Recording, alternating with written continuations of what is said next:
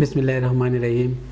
मेरा नाम डॉक्टर हुसैन अली है। मैं डिस्ट्रिक्ट हेडक्वार्टर हॉस्पिटल अलपुरई शंगला में एज अ कंसल्टेंट साइकेट्रिस्ट काम कर रहा हूँ। इस वीडियो को बनाने का मतलब ये है कि आजकल जो कोरोना वायरस की वजह से जो वबा है उसके बारे में आपको थोड़ी बहुत इन्फॉर्मेशन दूँ, और इसके अलावा इसकी वबा की वजह से जो साइकोलॉजिकल इम्फेक्ट है, जो दिमाग पर जो बुरी असरात है इस वबा की वजह से, इसके बारे में आपको थोड़ी बहुत इन्फॉर्मेशन दूँ। तो सबसे पहले हम कोरोना की तरफ आते हैं। तो कोरोना असल में एक ग्रुप है वायरसेस की। इसमें बहुत सारी वायरसेस है। जो वायरस आम नज़ला ज़ुकाम करती है वो भी इसी ही कोरोना फैमिली से ताल्लुक़ रखती है। तो असल में बात यह है कि जो वबा जिस वजह से है, जिसके जो पॉजिटिव फैक्टर है वो कोविड-19 है, वो वही वायरस भी इसी फैमिली से ताल्लुक़ रखती है। लेकिन असल में बात यह है कि इस वायरस में सिर्फ दो बातें ख़तरनाक है। वो ये है कि अभी तक इसका कोई इलाज या वैक्सीन दरियाफ्त नहीं हुई है। दूसरी बात यह है कि ये हाईली कम्युनिकेबल है। कम्युनिकेबल का मतलब ये है कि एक बंदे से दूसरे बंदे को आसानी से ये कम्युनिकेट कर सकती है, ये लग सकती है।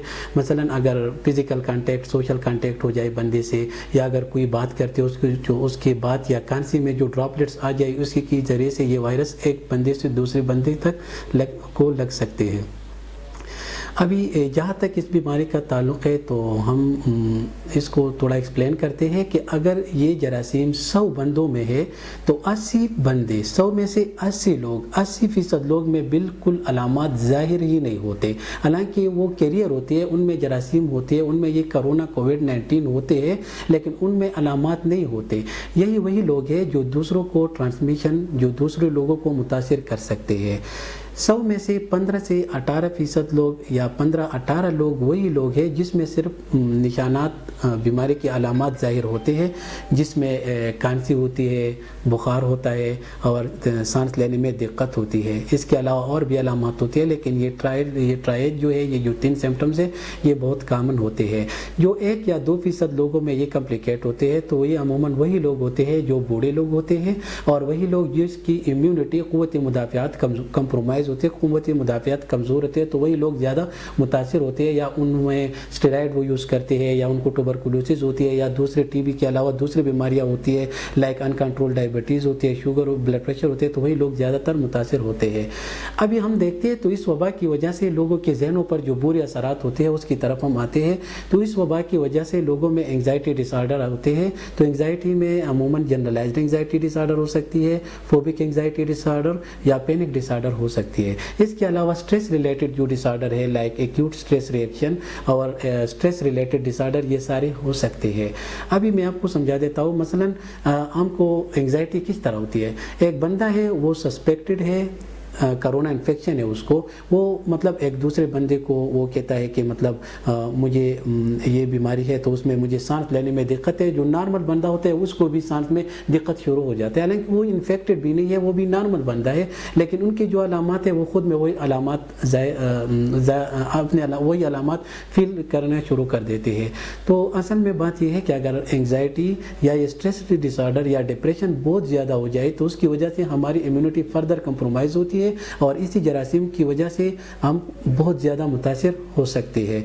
तो अपने सोचों को इस तरह न्यूट्रलाइज करें। मतलब 100 बंदों में 80 बिल्कुल एसिम्प्टोमेटिक गुजर जाती है, 15 से 18 में अलामात ज़ाहिर होते हैं, लेकिन वो 2-3 हफ्ते में बिल्कुल ठीक हो जाती है। सिर्फ 2% या 1% लोग कम्प्लिकेट हो जाते हैं। अभी इस दिमागी जो इसका जो साइकोलॉजिकल इफ़ेक्ट है, इससे हम किस तरह बच सकते हैं। तो सबसे पहले बात यह है कि ये जो हुकूमत और सोशल मीडिया जो प्रोफाइलेक्टिक मेजर्स है या जो एहतियाती तदाबीर है, जैसे कि जो समाजी फासले है उसको बरकरार रखी जाए, बग़ैर ज़रूरत घर से बाहर न निकले जाए, ग्लव्स इस्तेमाल की जाए, मास्क और हाथ को बार बार साबुन और पानी से धोए। इसके अलावा जो इस वबा से पहले जो हमारे रूटीन एक्टिविटीज़ थे, हमें उस रूटीन में इंगेज रहना चाहिए। मतलब अगर हम ऑफिस नहीं जा सकते तो जो काम ऑफिस का हम घर में कर सकते वो हम घर में करें। इसके अलावा अगर हम स्टूडेंट्स को देखें तो अगर यूनिवर्सिटी, कॉलेज या स्कूल्स वालों ने उनके लिए ऑनलाइन क्लासेस अरेंज की है तो उन ऑनलाइन क्लासेस में इंगेज रहे। अगर ऑनलाइन क्लासेस पॉसिबल नहीं है तो अपनी स्टडी को भी टाइम दे। Indoor games like badminton, table tennis, वही गेम उस गेम में थोड़ा बहुत वो टाइम गुजारे, और इसके अलावा मोबाइल में भी गेम थोड़ा बहुत टाइम के लिए थोड़े بہت ٹائم کے لیے وہ بھی اس میں ٹائم گزار سکتے ہیں۔ اس کے علاوہ ضروری یہ ہے کہ ہم اس وبا سے ریلیٹڈ جتنی بھی فیکٹ نیوز ہے یا سوشل میڈیا پہ جتنی بھی غلط انفارمیشن ہے یا ان کی ریلیٹڈ ویڈیو کو ہم اوائڈ کریں۔